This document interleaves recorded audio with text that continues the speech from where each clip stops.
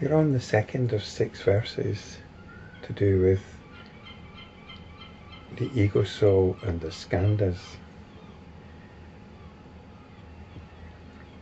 And this takes some prior introduction which I gave in the previous video. So before I launch into the next verse, if you haven't listened to the previous video, then it's essential that you do so, because we are in some very fresh territory, which is the great thing about Zen. It's very fresh. Verse 758. As one tries to find precious stones in the treasure house, or in water, or underneath the ground where they are invisible, so do they seek a soul in the Skandhas. So we've got this tension between these two teachings, between the jiva, which is the idea of this soul entity which gets incarnated from birth to birth, and the Skandhas, which deliberately undermine the teaching of the soul entity. They teach that there are just certain factors, certain processes going on. There is no jiva, no soul. But I'm going to assume that the word here, indicated by soul, is the same as ego soul, which is mentioned in the previous verse.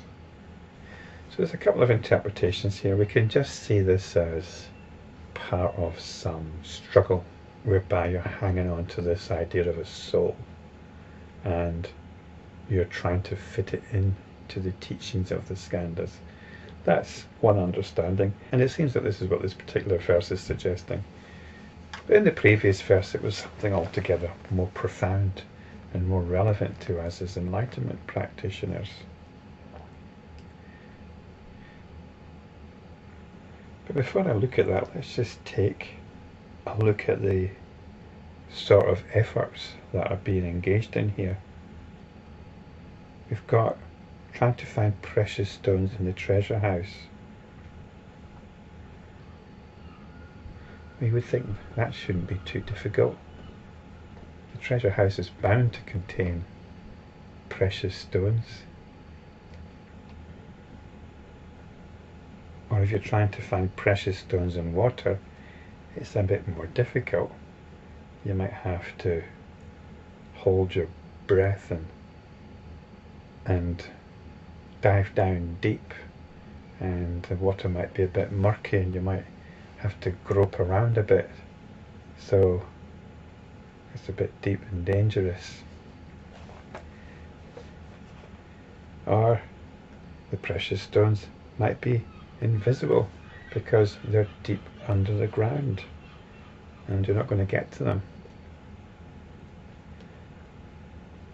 So this describes the efforts of those who are trying to find some evidence of a jiva in the Skandhas. So on the one hand we're being told it's impossible, and on the other hand we're being told it's superfluously easy. We're being told that it's impossible and it is so easy that it requires no effort whatsoever. So these are the two options we've got, with a middling one, which is the diving into the water and groping around. So I mentioned there was two approaches to understanding this verse, and that's reflected in these different ways of looking. One is to see it in doctrinal terms, which is equivalent to looking for invisible precious stones under the ground.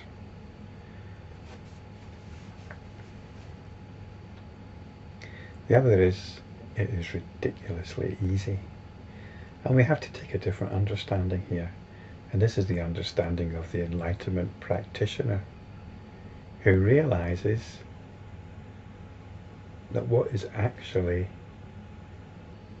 studying these skandhas, what is actually aware of these skandhas, is awareness itself. This awareness is the precious stones in the treasure house. It requires no effort whatsoever, because this is the treasure. This awareness is the treasure. It was described in the previous verse. In the previous verse I borrowed Ken Wilber's term and called it I-amness. I-amness. This I-amness is what the term ego soul is referring to. And this ego soul is transcendent. It transcends the world and it transcends individuality.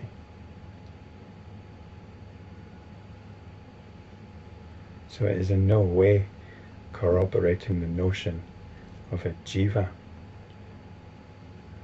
some kind of supra-individual entity which flies around from one birth to the next. So the way to understand this verse is as an approach to the realization of the unborn through this I-amness, this sense of a being looking out onto a world which doesn't engage with the world. It's that point before engagement takes place, as a looking out onto the world, which then gets sucked into the dynamic of the skandhas. But as enlightenment practitioners, we don't allow that to happen. And this is spelled out in the next verse, the practical way of stepping back from all this and remaining in I-amness, which is our doorway into the unborn, what is called nibbana in the early texts. So verse 759, as the unintelligent cannot take hold of a mind and what belongs to it as a group, and their functions which are connected with the skandhas, so they cannot find an ego soul in the skandhas. So when we're not practicing, we're unintelligent. And unintelligent means being caught up in the intellect, caught up in ideas and doctrines. So we've got this mind and what belongs to it as a group, and everything connected with the skandhas. And basically this is everything. We can slap a label on it and say this is samsara.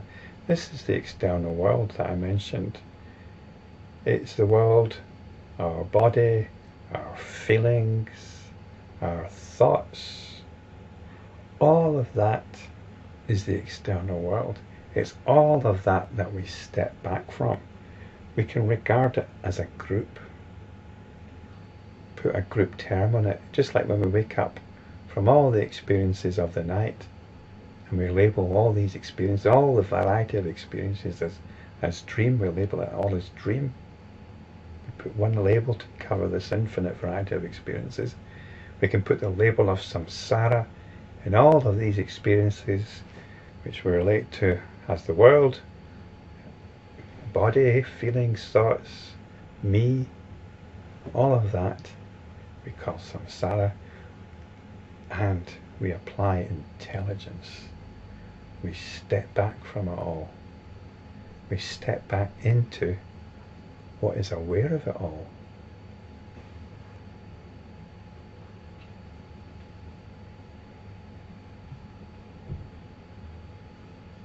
and we realise how wonderful it is.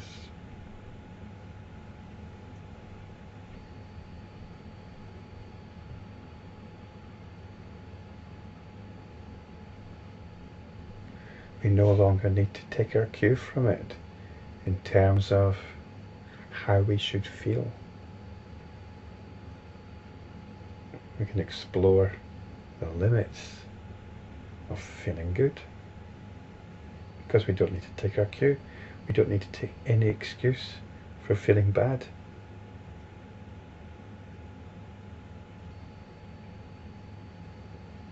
We've come to a point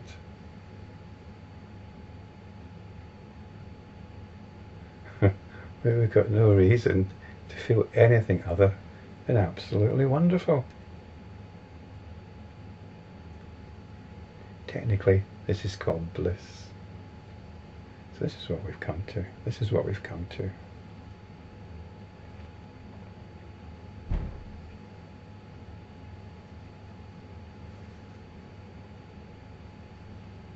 So the point here is just to, it's like wrapping everything up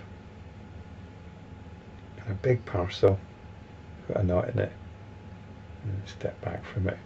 But we're also embracing it. We're also embracing it. Embracing it